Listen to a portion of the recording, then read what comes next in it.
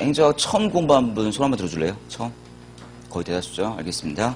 네, 처음이니까 좀 봅시다. 일단 이제 행정이에요. 행정이라 함은 우리 보통 한자로 뭐라고 하죠? 이런 거? 행할 행자를 쓰겠고요. 요 정자를 씁니다. 요 정자가 뭐냐면 다스린다 이런 뜻이에요. 그러니까 행정이라는 말 자체는 사실 다스림을 행한다 이런 뜻입니다. 그래서 정자라는 말 자체가 어디서 쓰이냐면 정치라는 말을 쓰이겠죠. 그래서 우리 행정이라는 말은 우리나라에서는 주로 정치를 의미하는 말로 처음부터 쓰였던 말이에요. 이거 좀 확인하시기 바라고요. 행정은 그래서 정치와 밀접한 관련이 있다라는 점 확인합시다. 그런데 행정을 영어로 한번 말해보면 영어로 뭐라고 하냐면 public 이렇게 말해요. administration 이렇게 말합니다. administration 어원정어입이 중요합니다. public이란 말은 무슨 말이냐면 공공이란 말이고요. 또는 다른 말로 뭐라고 할까 하는 걸 공중이라고 말하기도 합니다. 공중.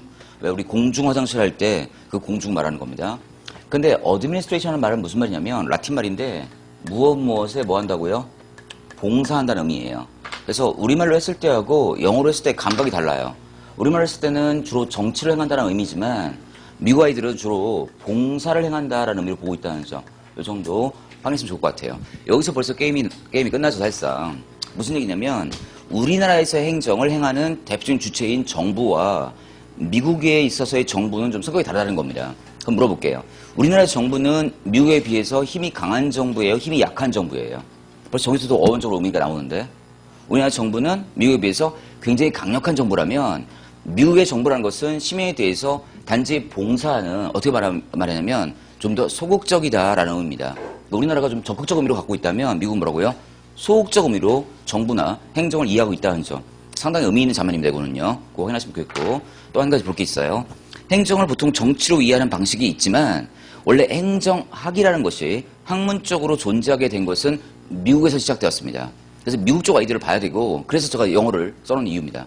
아무튼 그런데 행정이 미국에서는 어떻게 출발했냐면 정치도 나중에 얘기됐지만 정치보다는 주로 어디서 출발했냐면 여기서 출발합니다. 경영이라는 의미에서 출발하게 돼요. 경영 두 번째 의미입니다. 행정의 두 번째 의미는 뭐가 있냐면 경영적 의미에서 행정이다 라고 할 수 있을 것 같아요. 주로 미국 쪽 아이디어입니다. 경영을 우리 보통 한국말로 뭐라고 하냐면 관리라고 말하기도 하죠. 이걸 또 우리 영어로 한번 해볼까요? private 뭐라고 할까요? private administration 이렇게 말을 합니다. private administration 이런 말 씁니다. 그래서 privacy란 말은 아시다시피 사적이란 말입니다. 사적인. 근데 봅시다. administration은 무슨 말이에요? 무엇에 뭐 한다고요? 봉사한다라는 겁니다. 그래서 사적인 봉사가 우리 경영이라면 공적인 봉사를 뭐라고 하냐면 행정이다라고 말을 한다는 겁니다. 그래서 봅시다. 봉사라는 것은 행정과 경영의 차이점이에요? 공통점이에요?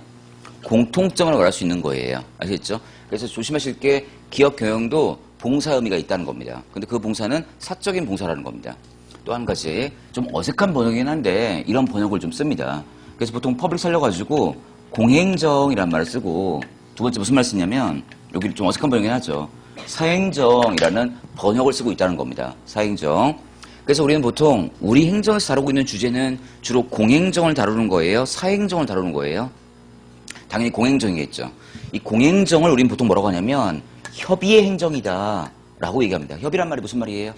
작은 뜻의 행정이 공행정이고 한번 묻혀볼까요? 사행정과 공행정을 모두 더해버리면 그걸 우리는 뭐라고 할까요? 이걸 광이라 말하겠죠. 사행정 더하기 공행정이 뭐라고요? 광의 행정이고요. 그 중에 공행정말 뭐라고 한다고요? 협의의 행정이다 라고 말한다는 겁니다. 아시겠죠? 그런데 우리 행정에서 주로 다루는 분야는 사행정을 다룬다? 공행정을 다룬다? 공행정을 다루는 거니까 우리는 주로 협의의 행정을 다루게 될 것이다 라는 그런 컨셉이에요. 알 수 있겠죠? 우리 책 잠깐 보시면 2페이지입니다. 1번에 보시면 협의의 개념이 나오고 있고 2번에 보시면 뭐가 나와요? 광의 개념이 나와 있지 않습니까? 그게 그 장면입니다. 다시 한번 물어볼게요. 협의의 행정은 뭘 말한다? 공행정을 말하고 광의 행정은 뭘 말한다? 공행정과 사행정을 더한 걸 말한다 라는 겁니다. 됐죠?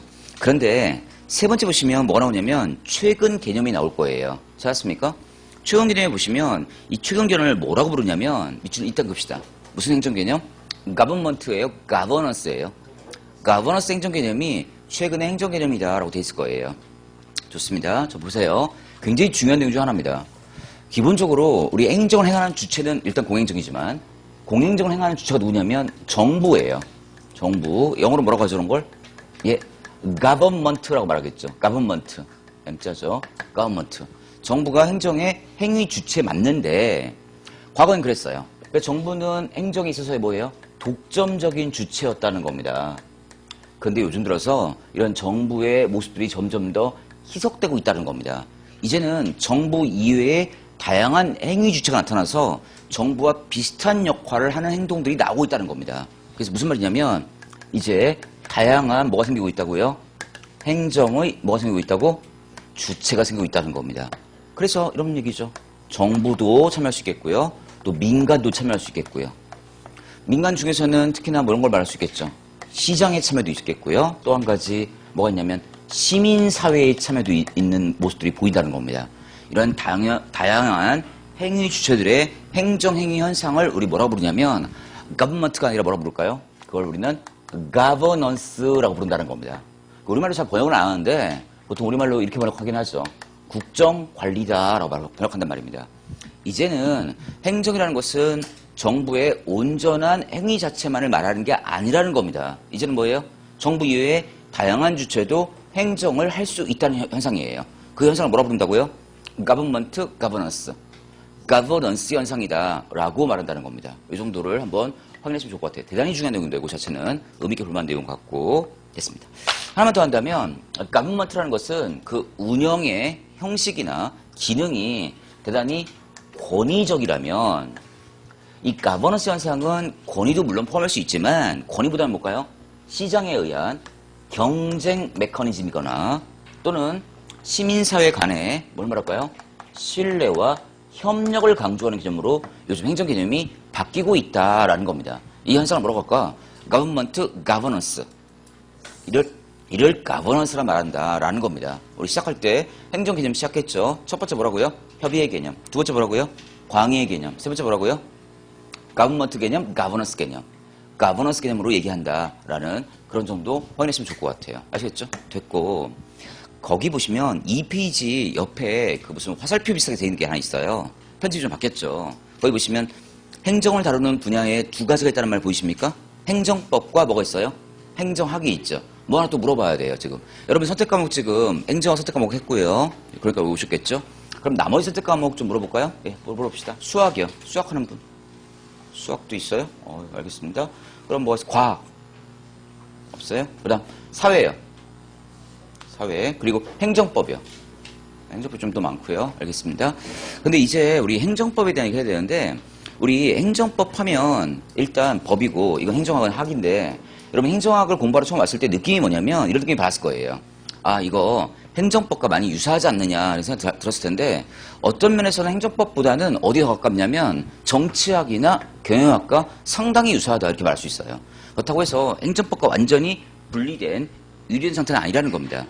그래서 일단은 행정법과의 관계를 좀 보셔야 되는데 행정을 다루는 분야에는 몇 가지가 있다고 했죠? 두 가지가 있는데 우리 주제에 뭐가 있다고요? 행정법이 있고요. 두 번째 뭐가 있어요? 행정학이 있어요. 지금 우리가 하는 과목이 행정학이죠. 근데 아마도 여기에 행정법을 선택하지 않고 행정을 선택한 이유가 있을지도 모르겠어요. 행정법도 있지만 아마 행정학이 좀 더 쉬워 보인다라는 느낌을 좀 받았을 거예요. 그쵸? 여기 수학하신 분들 맞죠? 왜 수학을 하고 왜 행정법을 하고 행정을 했을까요? 그냥요? 그건 아니고 네. 일반적 행정학이 그나마 좀 그러니까 낫다는 얘기는 좀 쉴 거다 이런 느낌. 아무래도 아닌가요? 아니 뭐 상관없어요. 됐어 좋아요. 그리고 일단 법이 붙으면 여러분들 굉장히 부담을 느낀단 말입니다. 근데 법이라는 게 이게 되게 단순 명료해요. 이게 법이라는 것 자체는 알아주세요. 단순하고 명료하고 뭐하다? 추상적일까 구체적일까? 상당히 구체적이에요. 근데 뒤쪽에 학자가 붙어 있으면 이게 명료함이 사라집니다. 그리고 구체적이지 않아요. 대단히 추상적이고 이론장적이기 때문에 좀 난삽하고 복잡해진단 말입니다. 그 특징이 있어요. 그 이유를 얘기해 드릴게요. 법이라는 것은 주로 뭘 다룬 거냐면 졸렌의 측면을 다룬다면 우리 학은 뭘 다룰까요? 졸렌의 측면과 뭘 다룬다? 자인의 측면을 함께 다루고 있다는 겁니다. 그래서 이것 때문에 행정법을 일면적이라 말한다면 우리 행정을 뭐라고 할까? 초점이 두 개 있기 때문에 일면적, 양면적. 양면성이 있다라는 말을 쓰는 겁니다. 그러면 이 졸렌과 자인이 무슨 얘기인지 봅시다. 이건 뭐 안 할게요. 어차피 여기서 하면 되니까. 라틴 말인데 졸렌이란 말은 규범을 말하거나 또는 정말 중요한 내용이에요. 당위를 말하거나 가치를 말하는 거예요. 영어로 말해볼까요? 원래는 value를 말하는 거예요. 규범, 당위, 가치, value라는 것은 뭔가 좋은 거고 옳은 거예요. 그쪽으로 우리는 뭔가 해야만 한다 이렇게 생각해요. 어떻게 생각한다고요? 가야만 한다 또는 달성해야 한다 해야만 한다 라고 생각하는 입장이 졸렌의 입장이에요. 그러면 자인은 라틴 말로 뭐냐면 사실을 말하는 거고 영어로 아실 거예요. 뭘까요? 팩트를 말하는 거예요. 사실 그 자체를 말한다는 겁니다. 확인하실 만한 내용이 아닐까 싶습니다. 됐고요. 그렇다면 행정법이라는 것은 어때요? 팩트를 다루는 학문일까요? 아니면 밸류를 다루는 학문일까요? 좀 밸류 지향성이 강하다는 겁니다. 규범 당위 지향성이 강하다면 우리 행정학은 양자를 모두 포함하고 있다라는 정도는 주목하셔야 됩니다. 그래서 좀 기억합시다. 팩트라는 것은 좋다 나쁘다 개념이 없어요. 그냥 있는 사실 그 자체입니다. 그래서 어떻게 이해하냐면 이거 시험에 났었어요.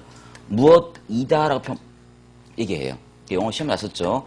X is Y라고 표현한다면 그게 바로 뭘까요? 그게 바로 자인적 의미에서의 개념이에요.